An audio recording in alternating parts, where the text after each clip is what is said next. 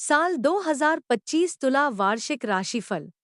नमस्कार दोस्तों, स्वागत है आप सभी का फिर से आपके अपने चैनल इंस्पिरेशनल स्टोरी पर। चलिए आज की वीडियो शुरू करते हैं। साल 2025 आपके व्यापार, प्रेम जीवन, करियर, वैवाहिक जीवन और स्वास्थ्य आदि में क्या कुछ बदलाव लेकर आएगा। यह राशिफल पूरी तरह से वैदिक ज्योतिष पर आधारित है, जिसे अनुभवी एवं विद्वान ज्योतिषियों ने आपके लिए तैयार किया है, ताकि आप अपने आने वाले कल को सुधार सकें। साल 2025 में तुला राशि वालों का आर्थिक पक्ष।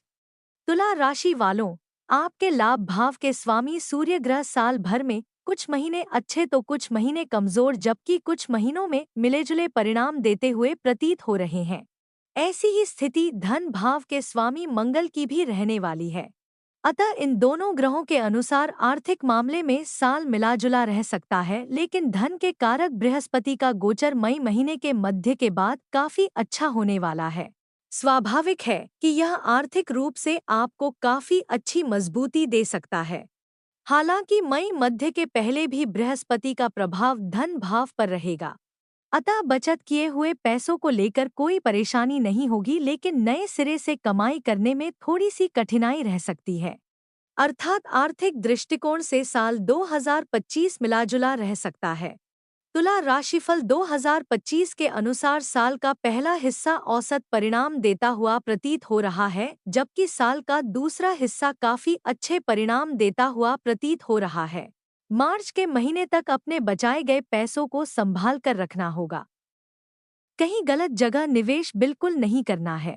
ऐसा करने की स्थिति में आप अपने धन को सुरक्षित रख सकेंगे।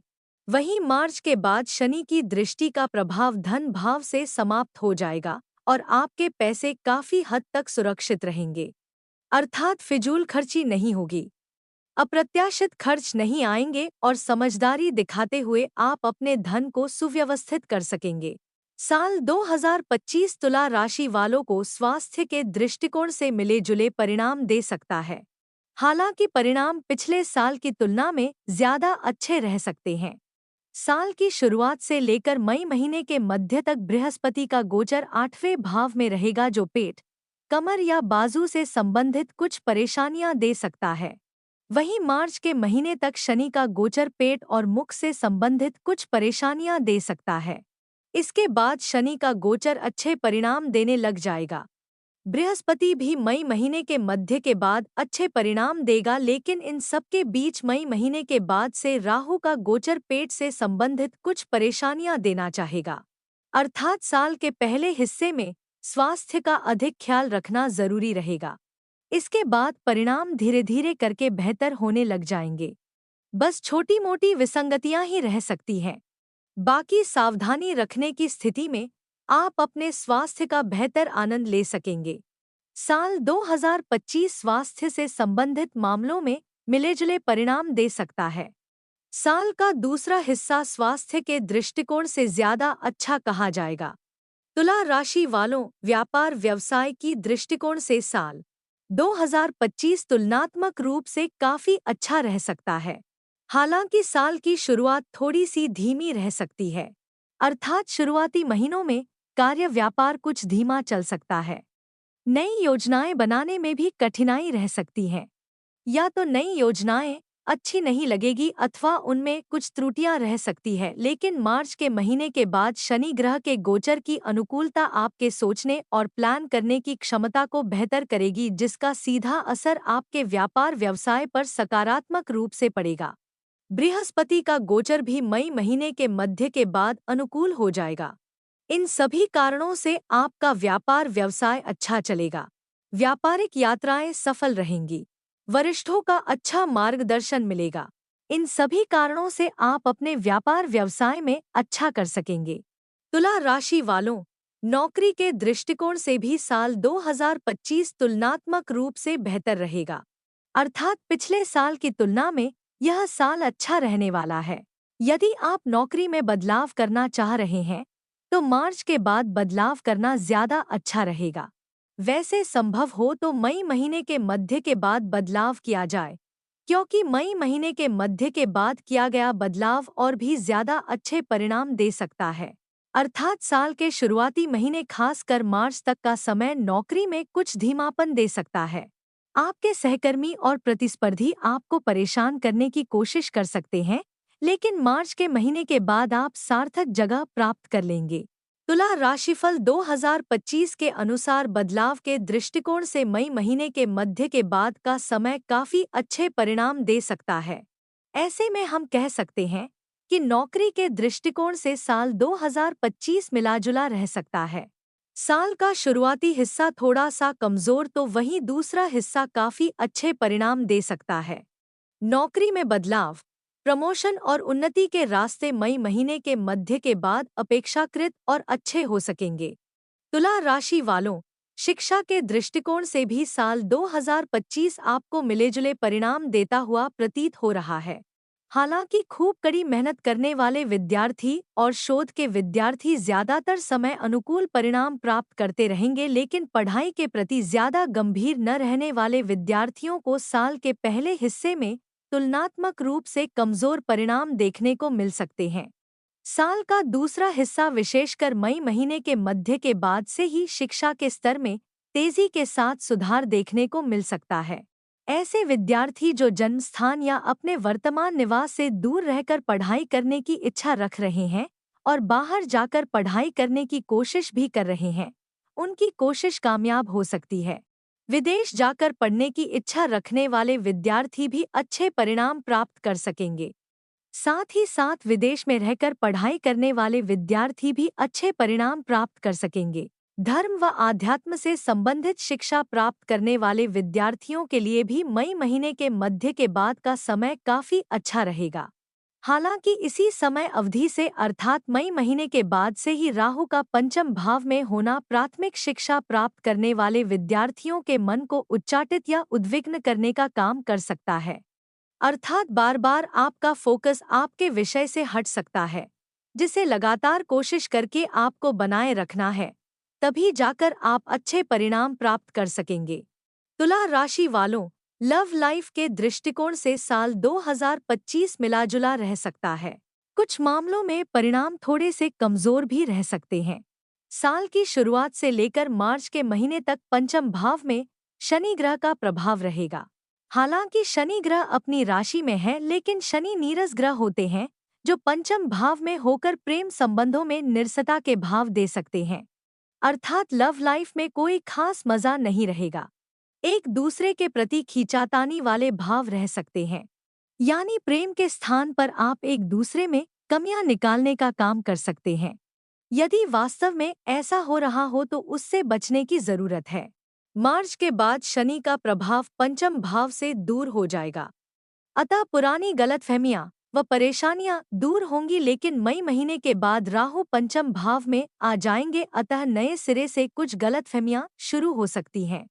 इन सब के बीच अनुकूल बात यह रहेगी कि मई महीने के मध्य के बाद बृहस्पति का प्रभाव पंचम भाव पर शुरू हो जाएगा, जो गलतफहमियों को दूर करने का काम करेगा। अर्थात साल की शुरुआत से लेकर मार्च के महीने तक का समय कमजोर है। मार्च से मई के बीच का समय अनुकूल है। मई के बाद का समय मिलाजुला रह सकता है, अर्थात कुछ परेशानियां आएंगी लेकिन जल्दी ही ठीक हो जाएंगी, इसलिए हम इस साल को प्रेम प्रसंग के मामले में मिलाजुला कह रहे हैं। साल 2025 में तुला राशि वालों का विवाह व वैवाहिक जीवन। तुला राशि वालों, जिनकी उम्र विवाह की हो चुकी है और जो लोग विवाह के लिए प्रयत्न भी कर रहे हैं, उन्हें इस वर्ष का ज्यादातर समय अनुकूल परिणाम दे सकता है। साल का शुरुआती हिस्सा बहुत अधिक मददगार नजर नहीं आ रहा है, बल्कि सगाई इत्यादि को लेकर कुछ परेशानियां रह सकती हैं, अर्थात विवाह के शुरुआती कदम ही कठिनाई भरे रह सकते हैं। अतः बातों के आगे बढ़ाने की संभावनाएं कमजोर रहेंगी। वहीं साल का दूसरा हिस्सा जब पंचम भाव से शनि का प्रभाव समाप्त हो जाएगा और बृहस्पति का गोचर अनुकूल हो जाएगा, तब आपको काफी अच्छी परिणाम मिलने लग जाएंगे। मई महीने के मध्य के बाद बृहस्पति पंचम दृष्टि से प्रथम भाव को देखेंगे, साथ ही साथ नवम दृष्टि से पंचम भाव को देखेंगे, जो सगाई और विवाह दोनों के लिए अनुकूल स्थितियां कही जाएगी। यानी कि भले ही साल की शुरुआत कमजोर रहे, लेकिन मई महीने के मध्य के बाद सगाई, शादी, प्रेम, विवाह आदि के लिए अच्छी खासी अनुकूलता प्रतीत हो रही है। वहीं वैवाहिक संबंधों की बात की जाए तो इस मामले में भी साल के शुरुआती महीने विशेषकर मार्च तक का समय कमजोर रह सकता है। मार्च के बाद स्थितियां धीरे धीरे अनुकूल होने लग जाएगी और मई महीने के मध्य के बाद स्थितियां काफी अच्छी हो जाएंगी। तुला राशिफल 2025 के अनुसार पारिवारिक मामलों में साल की शुरुआती महीने ठीक नहीं है। साल के शुरुआती महीनों में विशेषकर मार्च तक शनि ग्रह दशम दृष्टि से आपके दूसरे भाव को देख रहे हैं, जो परिजनों के बीच मनमुटाव देने का काम कर सकते हैं। आपकी बातचीत का तौर तरीका भी थोड़ा सा कमजोर रह सकता है। हो सकता है कि आपकी बातें आपके परिजनों को अच्छी न लगे। आपकी बातों का कुछ और मतलब सामने वालों के द्वारा निकाल लिया जाए। अतः बेहतर होगा कि मार्च तक कम बातें की जाएं, काम की बातें की जाएं और जो भी बातें की जाए सम्मान के साथ की जाएं। मार्च महीने के बाद शनि का प्रभाव दूसरे भाव से समाप्त हो जाएगा।